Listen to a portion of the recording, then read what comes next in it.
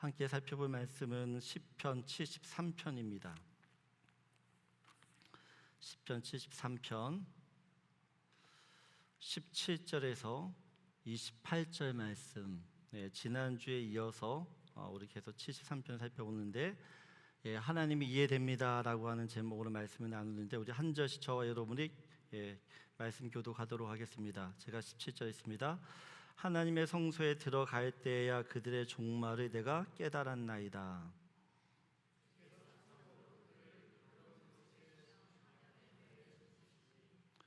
그들이 어찌하여 그리 갑자기 황폐되었는가? 놀랄 정도로 그들은 전멸하였나이다.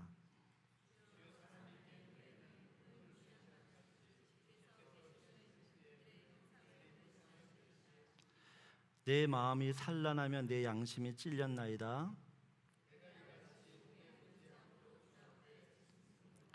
내가 항상 주와 함께하니 주께서 내 오른손을 붙드셨나이다.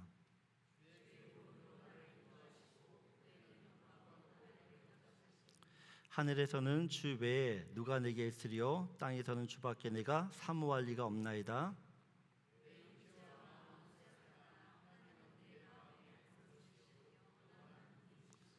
주를 멀리하는 자는 망하리니 음녀같이 주를 떠난 자를 주께서 다 멸하셨나이다. 내가 주 여호와를 나의 피난처로 삼아 주의 모든 행적을 전파하리이다. 아멘.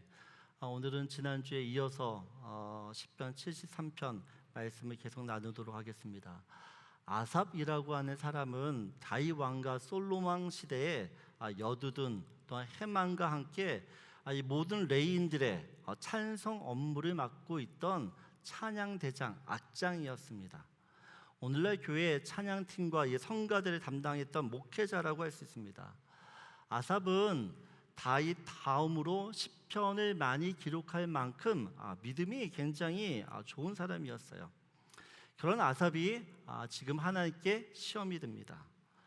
영화에서 보면 정치인이나 대기업 회장들이 앞에서는 엄청 착하고 또한 선한 일도 많이 하고 그리고 존경할 만한 사람처럼 보이지만 뒤에서는 자기의 성공과 부와 명예와 어떤 권력을 위해서 수단 방법을 가리지 않고 악한 일을 하는 사람들을 보게 되어집니다. 근데 아삽 주변에도 그런 사람이 있는 것이에요. 그런데 지금 아삽이 살고 있는 이 시대가 언제인가 하면 다윗과 솔로몬이 통치하던 시대입니다. 이스라엘이 가장 강성했고 부유했고 또한 잘 살았던, 영적으로도 굉장히 좋았던 시절이에요. 지금도 이스라엘은 다윗이 통치하던 그 옛날을 부러워합니다. 그런 다윗 시대에도 여전히 악한 사람은 존재했고 또한 악한 사람이 너무 잘 살아서 하나님이 계신가 시험이 들 정도라는 것입니다. 여러분, 아삽이 하나님께 시험이 든 건 하나님을 선하시고 공의로우신 분이기 때문에 악한 사람이 있으면 사람들이 알건 모르건 하나님이 알아서 심판하셔야 될 것 같아요. 아삽이 믿고 있는 하나님은 그런 하나님인데 하나님이 그 악한 사람을 보고도 가만히 계시는 겁니다.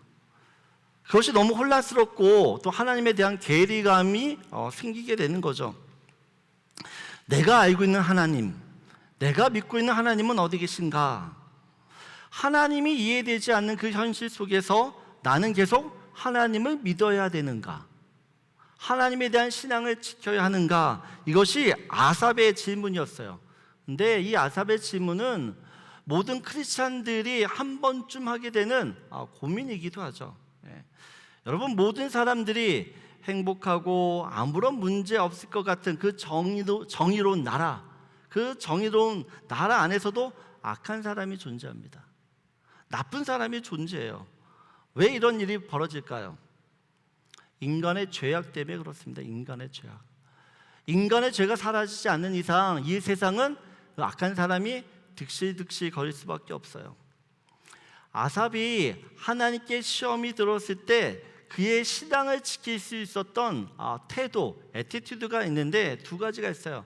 첫 번째는 이 아삽은 하나님에 대해서 불평, 원망을 입 밖으로 내지 않습니다. 오늘 15절을 보게 되어지면 같이 읽겠습니다. 내가 만일 스스로 이르기를 내가 그들처럼 말하리라 하였더라면 나는 주의 아들들의 세대에 대하여 악행을 행하였으리이다 라고 이야기합니다. 여러분, 아삽은 사람들 앞에서 하나님 어떻게 이러실 수 있어? 라고 공론화하지 않아요.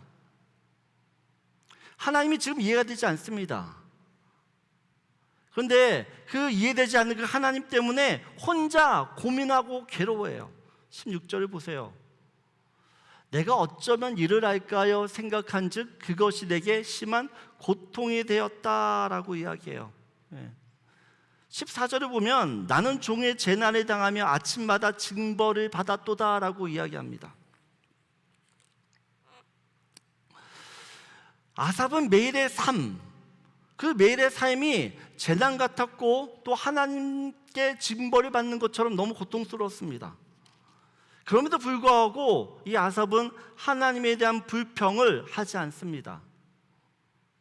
왜요? 이 불평, 불만, 원망, 이 부정적인 말들은 하나님 앞에서 죄이기 때문에 그렇습니다. 여러분, 로마서 1장 28절에서 32절을 보게 되어지면 하나님께서 인간들의 죄악들을 열거합니다. 우리 한번 같이 읽어볼까요? 28절 읽겠습니다.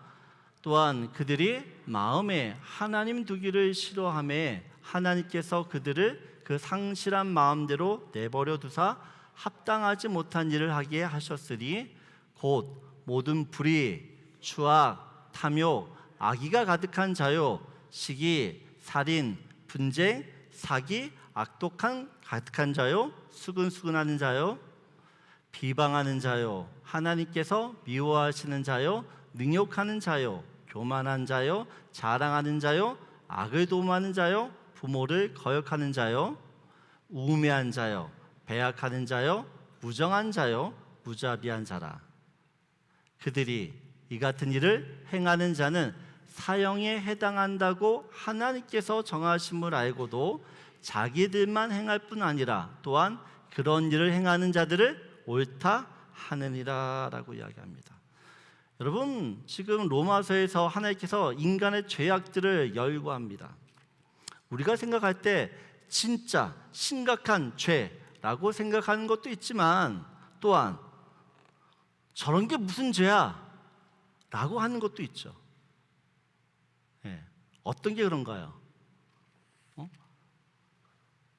29절을 보게 되어지면 29절 보게 되어지면 여러분이 생각할 때 야, 이게 죄야? 라고 하는 종류가 있습니까? 뭐가 있을까요? 네? 뭐가 있을까요? 다 죄 같으세요? 네?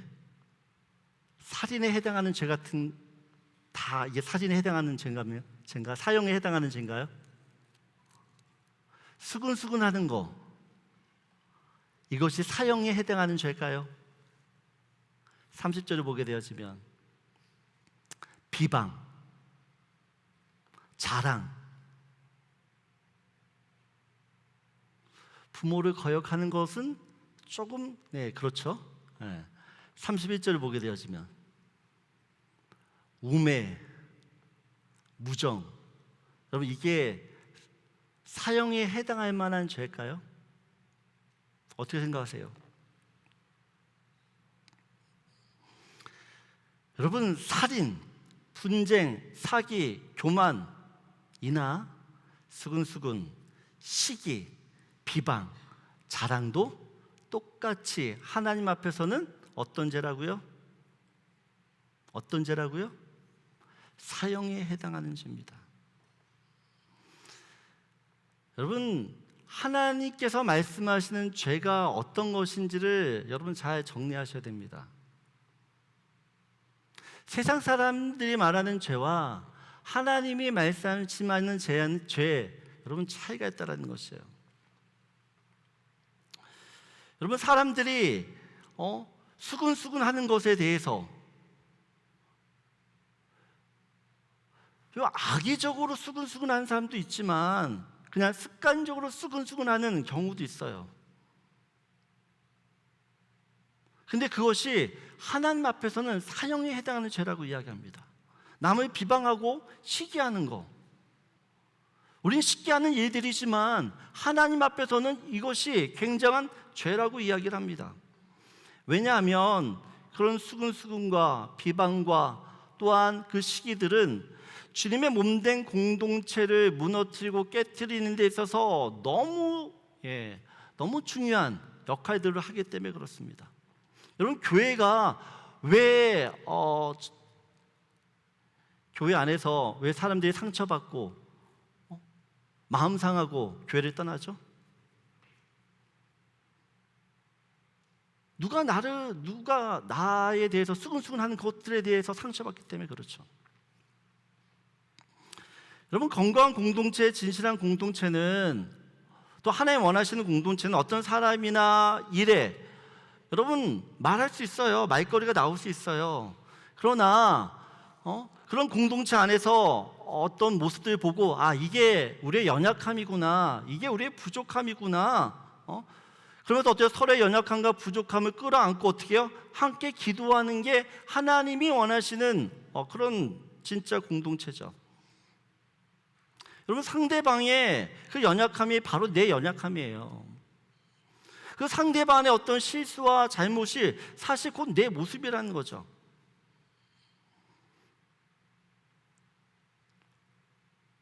저는 우리 교회, 제가 사랑하는 우리 랭리교회 모든 성도님들이 쉽게 생각하는 죄들을 좀 무겁게 생각하셨으면 좋겠어요.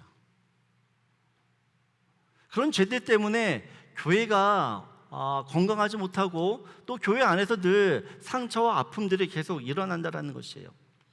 두 번째, 아삽이 믿음이 흔들릴 정도로 하나님께 시험이 들지만 여러분, 아삽은 하나님을 멀리하지 않아요. 오히려 더 하나님을 찾습니다. 오늘 17절을 보게 되어지면 하나님의 성소에 들어갈 때야 라고 이야기를 합니다. 아삽은 자신의 의문, 질문, 의심을 해결하고자 사람을 찾지 않아요. 하나님을 찾죠. 여러분, 하나님을 갈망하고 하나님의 은혜가 있는 사람은 그냥 하나님을 알아서 찾아갑니다. 하나님을 가까이 가려고 애를 써요. 자기 혼자서. 하지만 아사처럼 하나님에 대한 실망, 의심이 드는 경우는 하나님이 불편하기 때문에, 하나님이 부담스럽기 때문에 어떻게 해요? 하나님을 자꾸 멀리하게 되죠. 멀리하게 되어져요. 그래서 그런 마음이 들수록 더 하나님을 찾아야 된다는 것입니다. 여러분, 사단이 가장 기뻐하는 거, 그건 성도가 하나님과 멀어지는 것이에요. 하나님을 가까이 하고 싶지 않은 마음을 계속 들게 하는 거죠. 27절을 보세요. 같이 읽겠습니다. 무릇 주를 멀리하는 자는 망하리니 음녀같이 주를 떠난 자를 주께서 다 멀하셨나이다. 여러분, 사단도 성도가 하나님과 하나님으로부터 멀어지는 게 망하는 일이라는 걸 알아요. 그래서 어떻게든지 어떻게 해요? 우리들로 하여금 하나님으로부터 멀리, 점점 멀리 가게 하죠. 여러분, 하나님과 멀어지면 그만큼 하나님의 은혜를 받기가 어렵게 되어집니다. 여러분, 은혜가 떨어지면 어떻게 되죠? 여러분, 은혜가 떨어지면 어떻게 됩니까? 은혜가 없으면 자꾸 부정적이 돼요. 모든 게 불만스럽습니다. 마음이 강박해져서 자꾸만 남을 판단하고 남을 정죄하게 돼 있어요. 내가 정말 하나님 앞에서 바른 신앙, 좋은 신앙을 갖고 싶은데 그러지 못하는 거죠. 그럴 수 없다는 것입니다. 그래서 하나님 때문에 시험이 들거나 사람 때문에 시험이 들 때 여러분, 의식적으로, 의도적으로 더 하나님을 찾으셔야 돼요. 왜냐하면 그런 시험을 사람을 찾아간다고 해결되지 않거든요. 하나님을 만나야지, 또 하나님께서 그 은혜를 주셔야지만 여러분 그런 시험들에서 해결이 되어져요. 여러분 아삽이 성도에 들어가면서 그동안 깨달아지지 않았던 사실들이 깨달아집니다. 깨달음은 곧 하나님의 은혜라고 말씀드렸어요. 하나님의 이 깨달음, 그 은혜가 임하게 되어지면 그동안 보이지 않았던, 그동안 볼 수 없었던 것들이 보이기 시작해요. 영적인 눈이 열리는 거죠. 이해가 안 되던 것들이 갑자기 이해가 되기 시작됩니다. 내 생각과 내 인식의 변화가 일어나요. 똑같은 상황을 보더라도 해석이 달라집니다. 관점이 달라져요. 여러분, 이 세상에는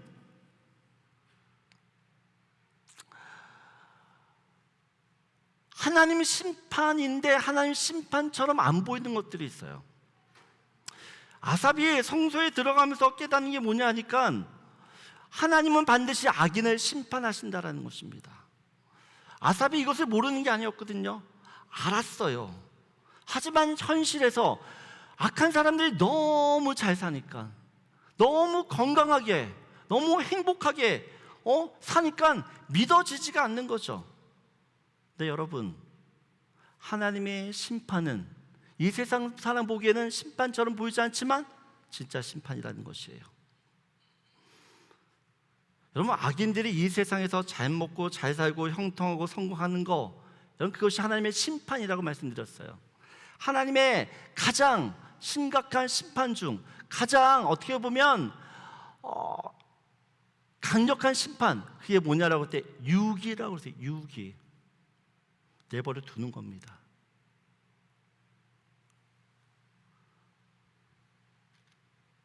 아무리 9988, 234, 1234 같은 꿈 같은 인생을 살아도 회개하지 않으면 그들을 기다리는 건 하나님의 영원한 심판뿐이에요. 영원한 심판.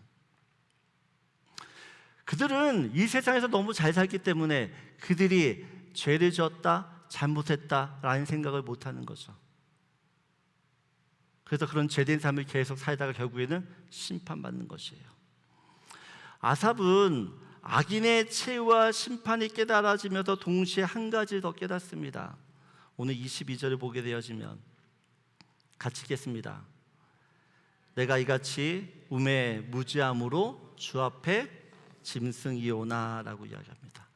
여러분, 하나님의 은혜가 임하고 그 은혜이신 하나님을 만나게 되어지면 모든 사람들이 보여지는 똑같은 반응이 한 가지가 있죠. 똑같은 반응. 내가 하나님을 만나게 되어지면 첫 번째로 나오는 반응 뭐죠? 내가 죄인이구나.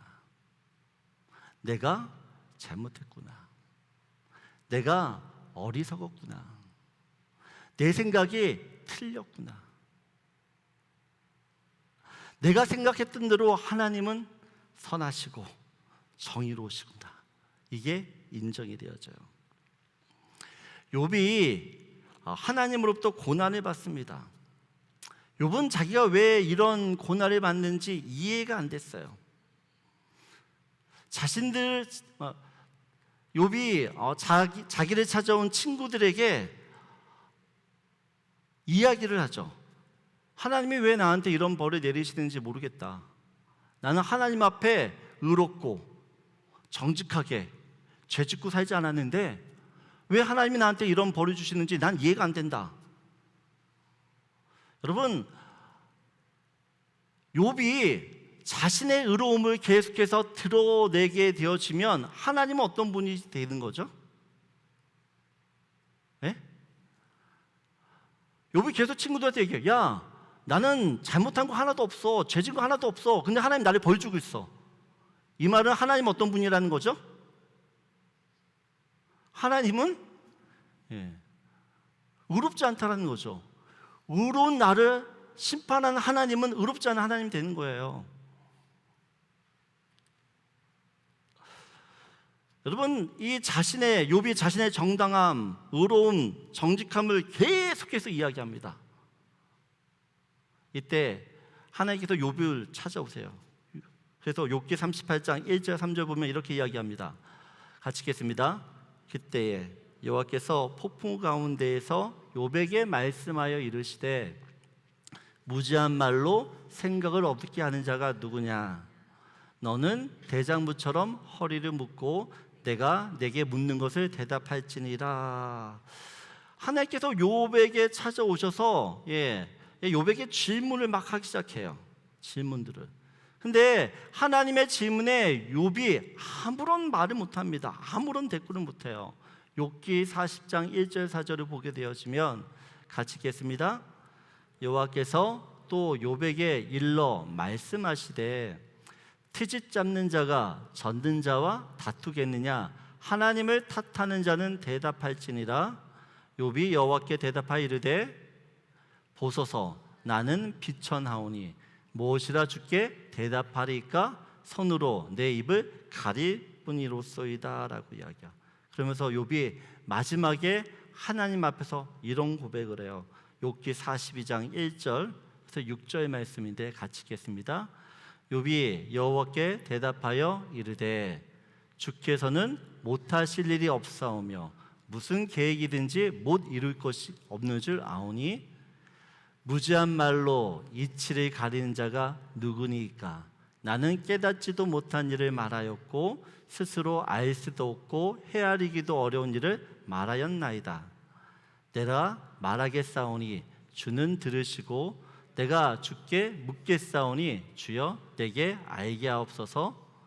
내가 주께 대하여 귀로 듣기만 하였사오나 이제 눈으로 주를 배움나이다. 그러므로 내가 스스로 거두어드리고 티끌과 제 가운데서 회개하나이다 라고 이야기해요. 그럼 모든 인간이 하나님을 만나게 되어지면 자기가 죄인이라는 사실을 인정하게 되어집니다. 내가 죄인이라는 것을 인정할 뿐만 아니라 지금까지 나의 모든 삶이 하나님의 은혜였구나 라는 것들을 인정하게 되어져요. 그리고 욥처럼 정말 주님을 만나며 할 말이 없어져요. 할 말이. 여러분, 하나님이 우리에게 베푸신 은혜 중에서 가장 큰 은혜, 그 은혜는 십자가의 은혜일 겁니다. 십자가의 은혜. 여러분, 예수님의 그 십자가가 우리에게 진짜 은혜가 되면 진짜 은혜 두 가지가 깨달아져요. 이 두 가지 깨달음은 내가 신앙생활하는 데서 엄청난 힘이고 엄청난 능력이 됩니다. 십자가가 가르쳐주는 그 첫 번째 깨달음은 이겁니다. 나는 내가 생각한 것보다 훨씬 더 나쁜 사람이라는 것이에요. 여러분, 이 말은 여러분, 예수님이 우리 죄를 위해 죽으셨어요. 우리 죄 때문에 죽으셨어요. 이것은요, 예수님이 십자가에서 죽지 않으면 안 된 만큼 내가 나쁜 사람이라는 거죠.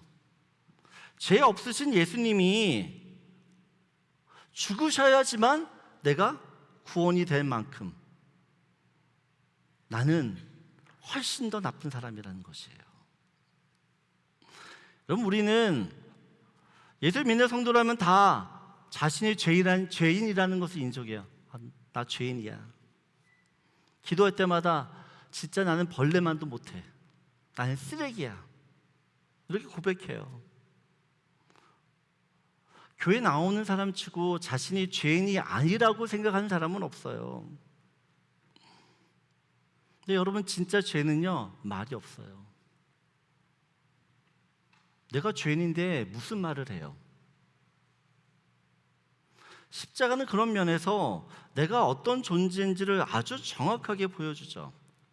그런데 십자가 앞에 서면 그렇게 죽을 죄인이던 내가 사람들 앞에 서기만 되어지면 그런 생각이 싹 사라져요.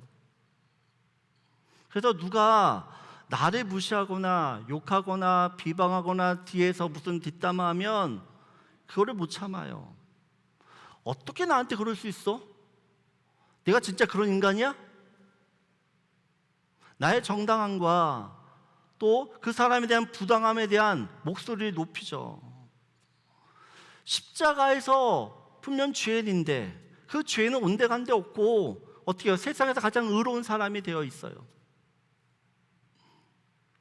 어떤 목사님이 이런 말씀을 하시더라고요. 어떤 성도가 뒤에서 자꾸 자기를 욕하고 비방하고 없는 이야기를 계속 한다는 것이에요. 그래서 그 목사님이 그 분을 찾아가서 이렇게 말했대요. 이 집사, 아직도 나에 대해서 모르는 게 하나 더 있어. 그건 이 집사가 생각하는 것보다, 말하는 것보다 훨씬 더 내가 나쁜 놈이야.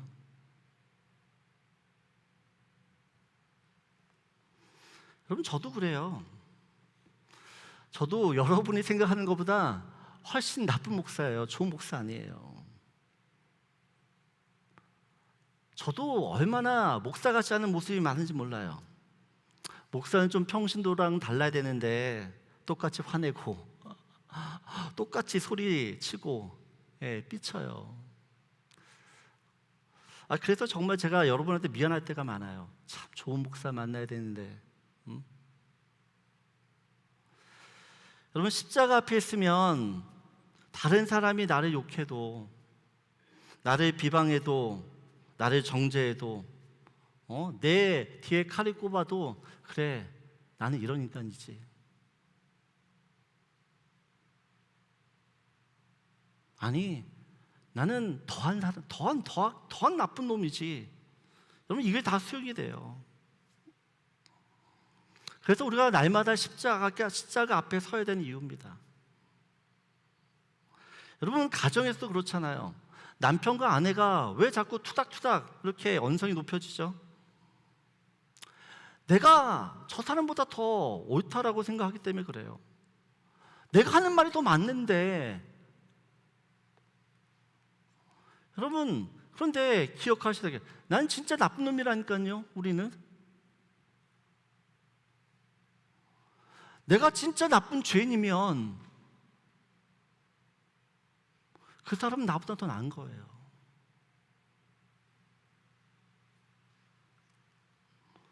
십자가에서 정말 내가 벌레만도 못해,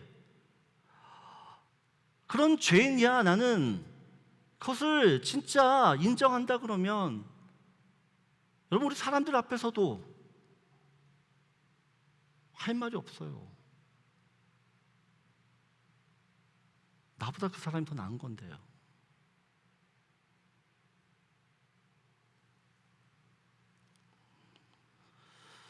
여러분, 십자가가 우리에게 가르쳐주는 또 한 가지는 이겁니다. 나는 내가 생각하는 것보다 훨씬 위대한 사랑을 받고 있는 존귀한 사람이라는 것이에요. 여러분, 나라는 사람은 하나님이신 그 예수님이 죽지 않으면 안 될 만큼 가치 있고 또한 사랑스럽고 존귀한 존재라는 것입니다. 나의 가치가 곧 예수님의 가치예요. 사람들이 자살하는 이유는 자신이 가치 없다라고 느껴지기 때문이죠. 존재의 무의미, 내 존재가 무의미해. 내가 살아서 뭘 하나. 나 같은 사람, 그래, 뭐 죽어도 되지, 없어져도 되지, 이런 생각 때문에 자살을 하는 거잖아요. 근데 여러분, 우리의 가치는 누구에 의해서 정해지는가? 나에 의해서 그 가치가 정해지는 것도 아니고 다른 사람에 의해서 가치가 정해지는 것도 아니에요. 여러분, 나의 가치는 이미 예수님에 의해서 정해졌어요. 여러분, 나의 가치는 곧 예수님이에요. 예수님. 여러분, 십자가를 볼 때마다 나를 사랑하는 그 예수님을 볼 수 있으셔야 돼요. 내가 이런 큰 사랑을 받았지. 내가 지금도 이렇게 하나님으로부터 사랑받고 있지. 여러분, 내가 정말 하나님으로부터 사랑받는 존재라고 믿는다면 여러분, 좌절하지 않아요. 속상하지 않아요. 하나님이 지금 나를 사랑하시는데 다른 사람이 나를 어떻게 생각하든 상관없어요. 하나님은 나를 그렇게 생각하지 않는데, 나를 가장 가치 있게, 가장 존귀하게, 그 누구보다 사랑스럽게 여기고 있는데 우리는 내 가치에 대해서 어떻게 해요? 너무 하찮게 생각할 때가 많아요. 아니 여러분, 우리는 내가 생각하는 것보다 정말 위대하고 큰 사랑을 받고 있는 존귀한 사람이에요. 여러분 이걸 믿으셔야 됩니다. 여러분 이걸 믿게 되어지면 여러분 23절 말씀처럼 내가 항상 주와 함께 하니 주께서 내 오른손을 붙드셨나이다. 여러분 나를 이렇게 사랑하시는 주님이 나를 그냥 힘들 때 어려울 때 내버려 두시겠어요? 나를 사랑하는 주님이 나를 가만 안 두죠. 어떤 상황 속에서 나를 어떻게 해요? 붙드시겠죠. 도와주시겠죠. 힘 주시겠죠.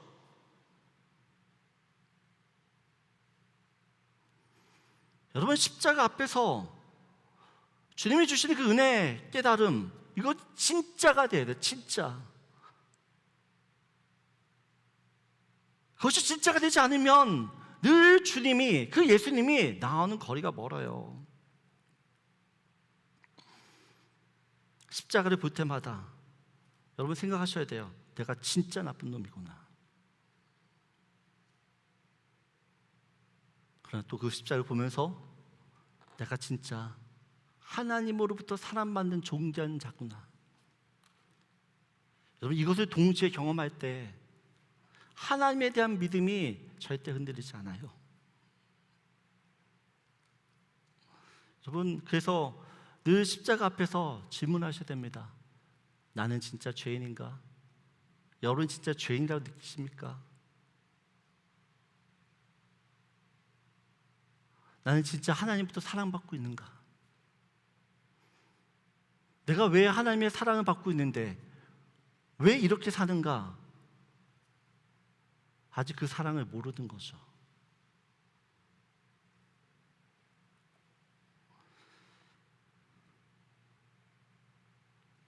주님이 주시는 그 십자가의 깨달음을 갖고 사는 사람들은 아사처럼 이런 고백을 하는 거예요. 28절 같이 읽겠습니다.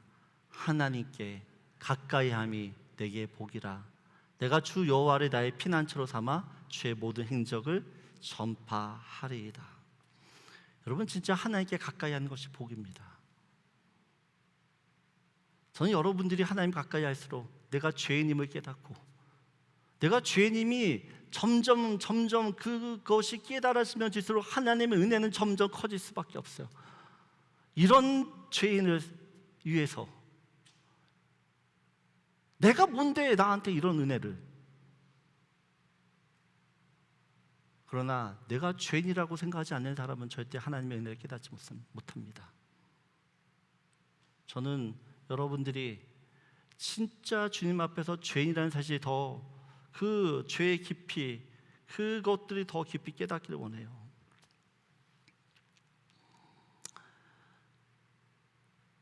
여러분 이 세상에 어떤 사람도 주님만큼 여러분을 사랑하시는 분 없습니다. 그 주님의 사랑을 받고 있는 나라면 어떤 상황 속에서도 주님을 배신하지 않을 거예요.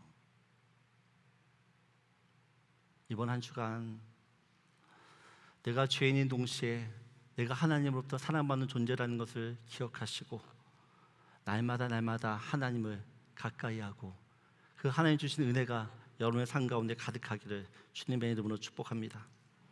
우리 다 일어나셔서 마지막 찬양합니다.